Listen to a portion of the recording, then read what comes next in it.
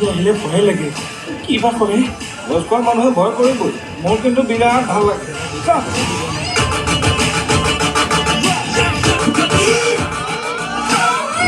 ছাৰৰ ঘৰতে আজি মোৰ হাৰ্টবিট বাঢ়িয়ে থাকিবলৈ লৈছে